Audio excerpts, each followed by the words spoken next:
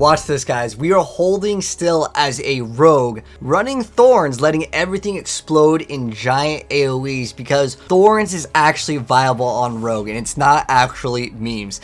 Yes, so let's go ahead and hop right into this crazy rogue build. It's probably one of the craziest things that I've actually built here, and it is weird that rogue actually can scale Thorns higher than a lot of the other classes because there is one crazy trick that you can do, and that actually has to do with an item called the Sky Hunter, which is a unique item. So what does this item do that makes this build actually function? So Thorns normally does not actually crit. And the way it works is Sky Hunter will actually allow your Thorns to crit because Rogue has no way inherently on the skill tree or on any of these skills to actually start scaling some sort of way to make Thorns a viable build. However, Sky Hunter, on the first line of the star text right here, it says the first direct damage you deal to an enemy is a guaranteed critical strike. Normally Thorns cannot crit, and this is how we get way insane amounts of damage that you're normally not really supposed to get because you're not supposed to be able to crit with Thorns with the exception of a shrine. So how does this build work? And let's go over the interesting things with this build. So starting right off, I do have to mention that it will absolutely require you to, one, watch this video in its entirety, because if you do not build it basically exactly how I mentioned, you're going to be insanely squishy. You're going to die and you're going to be like, what the heck, how come his build works but mine doesn't? How come he does way more Thorns? Well, the answer is you have to have Sky Hunter. This build is not going to be playable without it because Rogue does not scale Thorns like the Necromancer or the Barbarian. It doesn't have any like things on the Paragon or anything to really scale Thorns.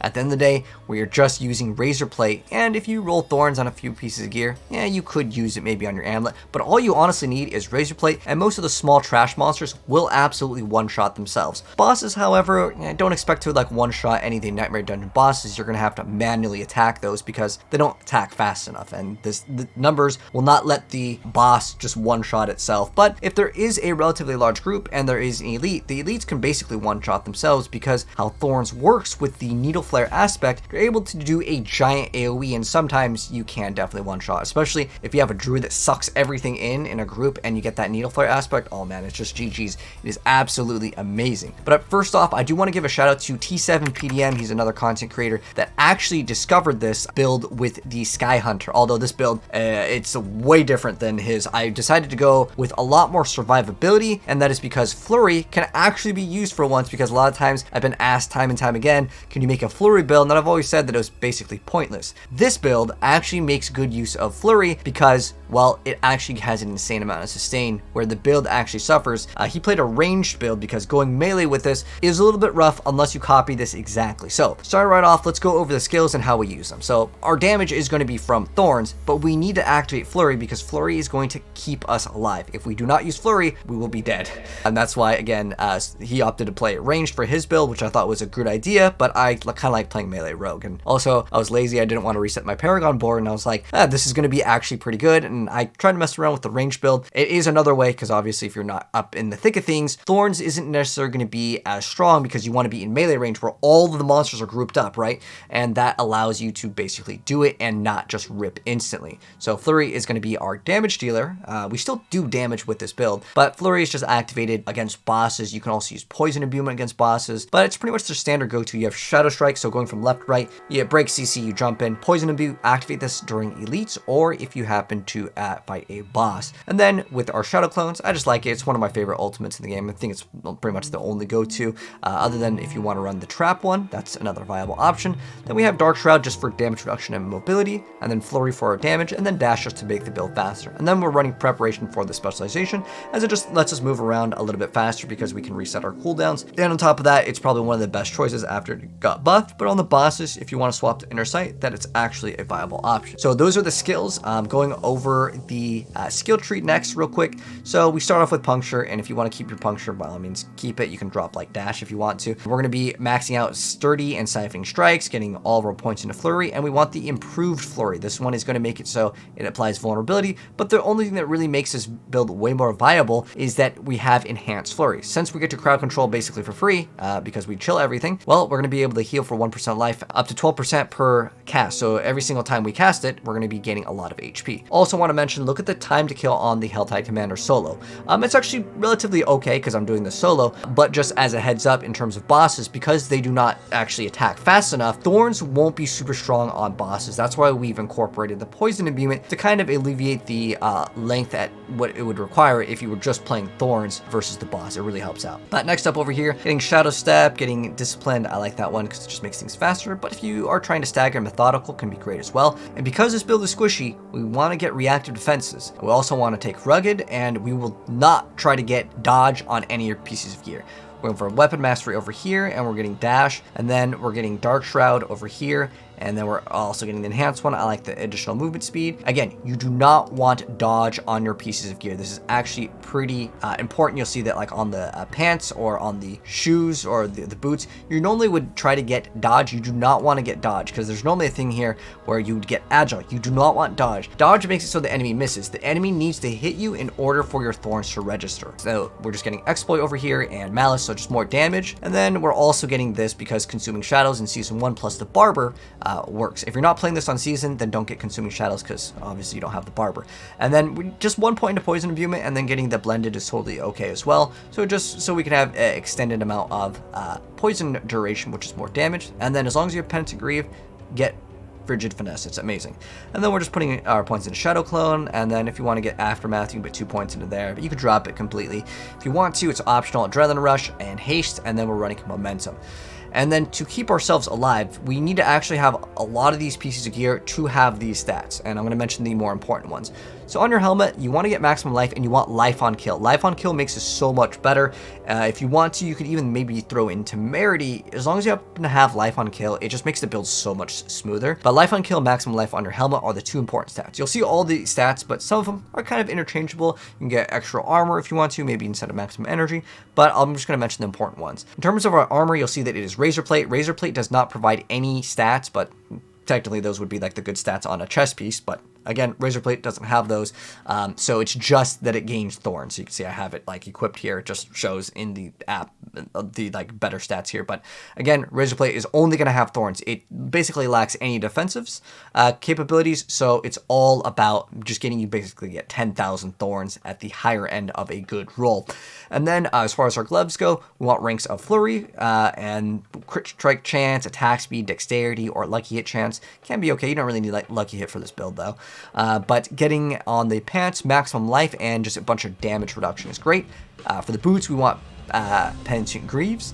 Then as far as our amulet goes, now some people have asked, do I need to get thorns on other pieces of gear? Honestly, it doesn't hurt to get thorns on like your pants or your amulet, but you really need a lot of defenses to make this thing really good and not actually rip. If you feel like your build is tanky enough, by all means, feel free to go ahead and actually get different rolls on your pieces of gear to increase your thorns. But I felt like 10,000 on my Razor Plate was far enough for me to able to play really smooth. But we're running on the amulet. Honestly, the main thing that you'd like to get is movement speed and energy cost reduction. Cooldown reduction is great as well, just because it makes the build kind of feel better with the mobility. But getting damage reduction or thorns, those are all great options. Now for our rings, getting crit strike damage, crit strike chance, even though the thorns is a guaranteed crit, we still want to have high crit strike chance just so Flurry can be a little bit more active in its ability to deal damage, because this build, in terms of bosses, yes, it will suffer because the boss can't just keep on attacking you 1,000 times, where like these smaller monsters, they attack relatively frequently, whereas a boss might do a charge up attack, and during that, you need something to do damage, and that's why I'm still scaling my crit strike chance, you know, and all the other like vulnerable damage on other pieces of gear. And the most important thing for rings is trying to get that life. If you don't get life on your rings, the build feels very squishy because you can only roll life on your chest, your helmet, as well as your rings, and there's technically a special amulet that you can get life on it, but for the most part, you're not getting it, so you do want to try to prioritize that stat on your rings. Now, in terms of the Paragon board, we are running this. So on the starter board, we're going to be running closer, and then just feel free to go and check the Mobalytics website because it's going to make things much easier. They're running Tricks of the Trade, and then we're running Exploit, and then we're running Exploit Weakness, we're running Turf, and then we are going to come up over here, and we are going to get No Witnesses. Santa. No witnesses? And we are going to get Control over here, and then we're going to go back to the second board and extend it up and we're going to be getting Pride over here. So this is Cunning Stratagem and then Pride. And then we actually go all the way over here for the 6th board, which is Cheap Shot, and we're running Combat on this one, so we can get extra resource when we actually crit. So just as a heads up again on the build, make sure you guys try to copy it as close as you can. Sure, there might be another stat where you might not actually have it, but I do want to go over the aspects really quick because that's actually pretty important. So you do need to have really good defenses for this build to actually work. In terms of this build being like a leveling build, well, you require Razor Plate for any Thorns build to essentially work, so it's kind of like World Tier 4 and higher. Obviously, we're level 100 at this point, so it doesn't really matter, but don't expect to like think that you want to level up with this build as like a starter build. If you guys do want that, I do happen to have like a Twisting Blades guide that will be much better for you that I will also pin down below. But things that will help you out: cheats aspect, so you're going to take less damage. Razor Plate, well, you can't put an aspect on it. Edge Masters is great, and then we have the aspect of Disobedience, and then Penitent Greaves doesn't have one, and then we're running the aspect of Stolen Vigor. What this allows us to do is on the skill tree over here, we are going to be able to gain these stacks of momentum, and when we get about like 280-ish plus life per stack, and because we can get 3 stacks, it's a pretty decent amount of heal per second, and that's how we are able to sustain with Flurry and play in melee range with a Razor Plate on a Rogue, because normally you would want to scale, again, dodge on Rogue, because you will still have to get dodge, and the reason why you'll have to get dodge is because dexterity inherently gives you dodge chance, so it's impossible to get 0 dodge on a Rogue unless you have 0 dexterity, which is basically impossible.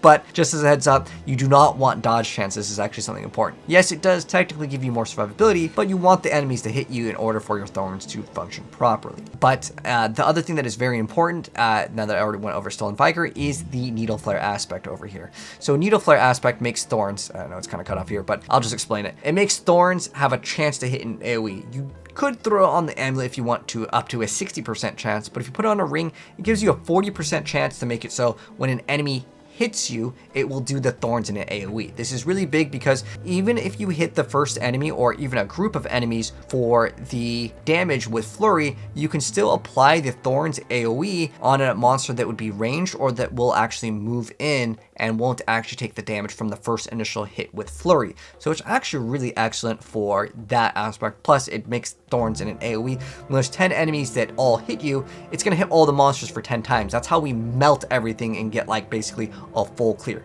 Plus, on top of that, Barber makes things much, much easier. And then we have the Encircling Blade. So this allows Flurry to attack in an AoE circle versus just in a small cone in front of you.